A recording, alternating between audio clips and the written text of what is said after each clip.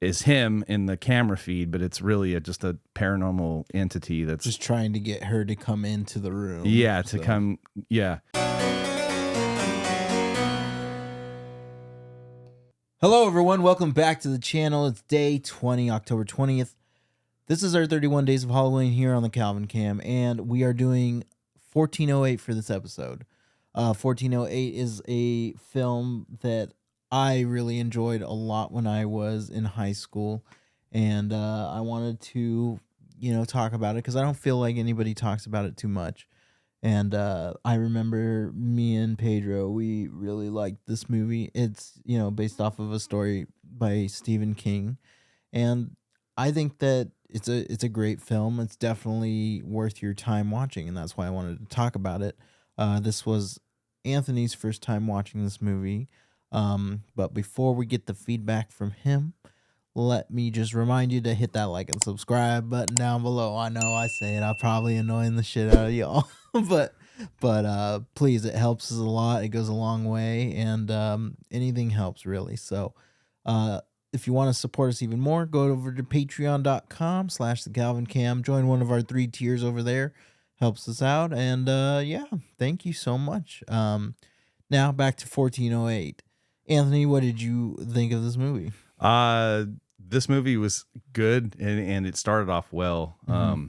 You get a good sense of this character, John Cusack's character, and he's a writer, and I don't know if he's a sort of a debunker, like he wants to try to debunk paranormal stuff by visiting these haunted places, and he goes to one in the beginning. You see that really nothing happens, and he's like, okay, I need something to write about. Like, he's kind of bored because he's a writer. He does a book screening, and there's something in that book screening that you actually see that the girl that gets his autograph says, "Is this based on your life?" And he says no, but it truly is, I think, based on his life. Yeah. And then we have this whole thing where I think he lives in Southern California somewhere. Mm-hmm. He goes to a coffee house after he picks up his mail, and he gets all these postcards, and he goes through them, and he sees the Dolphin. I think it's the Dolphin Hotel that he sees in New York City. And it says, "Don't go into this room." And he's like, okay, this seems interesting. So he hits up the hotel and makes reservations. And when he gets there, he's greeted by the hotel manager, which is played by Samuel Jackson. He goes up into his office and he encourages him not to go into the room. Like, yeah, Samuel Jackson's pretty much like, I'll do whatever you want, just don't do it. And John Cusack basically is like, doesn't matter, I'm gonna do it. Yeah, so he goes into the room, and this is when the movie really begins, in terms of the madness and the paranormal experience that he has. And it seems like the room itself is evil, and it's its own dimension, I think. From what I get, he tries to all these things start happening. He hears a song go off, and it's the same song playing. He has a alarm clock radio that just keeps it resets like every hour. He goes, he has problems with the heat, and there's a funny little comedic part where the repairman comes up the stairs, and he's like, "I ain't going in that room." So I'll walk you through it. He goes, "I ain't going in that room." So it's pretty funny. Then all the madness starts happening. He starts seeing there's portraits on the wall that actually really occur. There's a ship portrait, and another I think it's one of those, the hunt portraits, like people have the hunt when they would do hunts. Yeah. So there's one of those, and you see like all these things happening. And one of the things that happens is he just sees all these little entities. Like he saw a woman like throw herself out of a window, a guy walking in a room. He sees all this stuff, and he realizes that the room is actually haunted, and he's scared to death, and he's trying to get out of this room this whole time, and the room just starts messing with him really hard. Like he goes, and he just goes crazy at the end. He tries to get out through the vent. Something tries to chase him out of the vent. He tries to get out on the ledge to go to the next room, but he realizes it's a different dimension, so he can't get out of the room. There's a part where he gets connection to the outside to his wife through his laptop, and there is still a sinister presence that tries to lie to his wife is him in the camera feed, but it's really just a paranormal entity that's just trying to get her to come into the room. Yeah, to come. Yeah. And then he sees glimpses of his daughter in there, and it's just like the whole movie itself, the setting and the pacing's really good in this movie, I thought. It's just really eerie. It is. It's really, this movie is really well made, I think, especially for the amount of the movie that takes place in the actual room itself. I mean, it's over 70% of the movies in this room, this single room. And I think that it's really done well because the room changes throughout the movie so much. Like when it does get cold, there's ice everywhere. It's completely frosted over. When it's burnt, you see like it's just crumbling. Like there's so many various stages that this room actually goes through. And I think that that's really cool. I also like the fact that when you get like this sense of history with this room with Samuel L. Jackson's character when he's trying to, warn him not to stay in this room. And yet he's still so adamant about staying in this room. Samuel L. Jackson's like, look, like there's been like 56 deaths in this room. Like you shouldn't be doing this. Like, but John Cusack's character is so hell-bent on like, just seeing something. I don't know if he necessarily believes it, like believes in haunting or anything, because he is kind of just a paranormal investigator writer who has never seen anything. So and he stated like some of the most haunted places that has existed from his saying. And when he finally stays in 1408, it's like he immediately goes into panic mode when he starts experiencing paranormal events. So I think that it kind of like plays into his character a lot because he's just like so shook that, oh, actually maybe this is actually real, is really happening. I really like some of the elements, like the connection between him and his wife on the outside. I like that it's through the laptop. I think that's really clever because paranormal, investigation has a lot to do with like, there's a lot of interference with electronics and stuff all the time.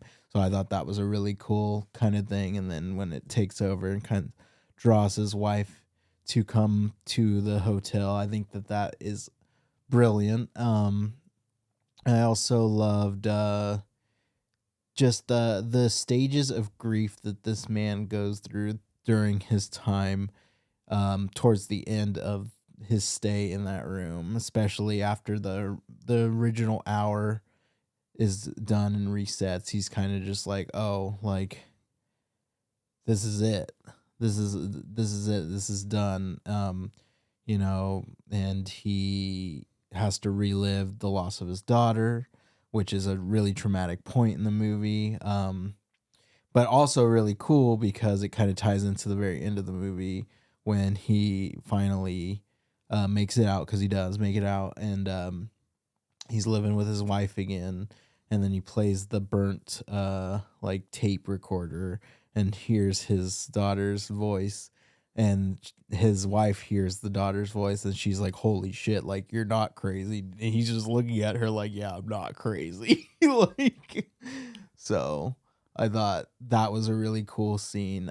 It's a very good movie. I like this movie a lot. So, I don't think that it's too like spectacular when it comes to like cinematography and like, even like the sound's good, but like it's like all right. It's nothing that's like different. Yeah, I thought the VFX in this movie were cool with the ghosts and stuff. Oh, the ghosts were cool. Yeah, I definitely liked the ghosts.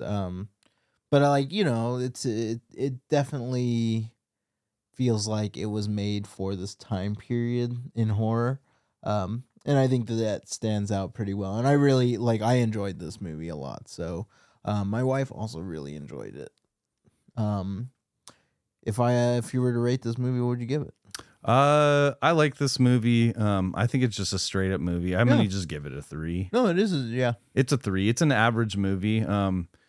The cinematography not so spectacular. I thought the shots when they needed to be done, I mean, they were good. I mean, I thought the acting was good. I mean, the acting's good. It's not terrible. Yeah. It's just average acting from, Samuel and John Cusack in this movie. Yeah, it's just a good solid movie. So it gets a well-rounded 3 for me.